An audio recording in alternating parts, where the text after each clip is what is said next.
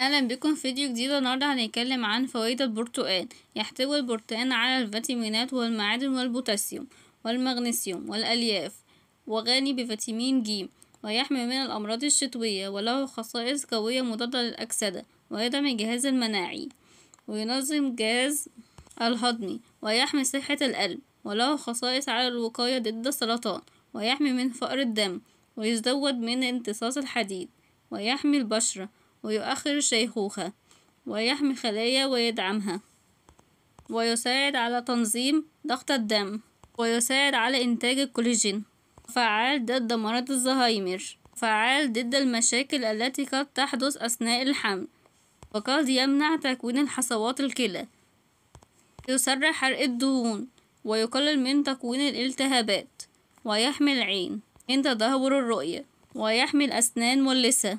فوائد البرتقال للبشرة: تحتوي البرتقال على الكثير من فيتامين سي ومياه، وهي مفيدة جدا لصحة البشرة، وتحافظ على ترطيب البشرة، ومقاومة لحب الشباب وأثره، وتنظف البشرة من الأوساخ والميكروبات والجراثيم، وتخفيف حدة الجفاف البشرة. فوائد قشر البرتقال: يحمي صحة البشرة، ويوفر تبييض الأسنان، ويجدد الخلايا، ويدعم عملية الجهاز الهضمي، ويخفض نسبة الكوليسترول المرتفع، ويقضي على الجراثيم والبكتيريا، ومفيد لبصيلات الشعر، ويزيل قشرة الشعر.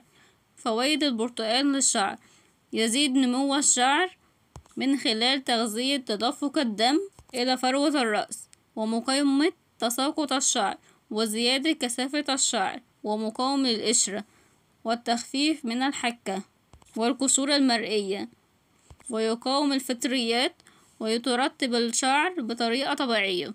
أشوفكم في فيديو جديد، في حفظ الله.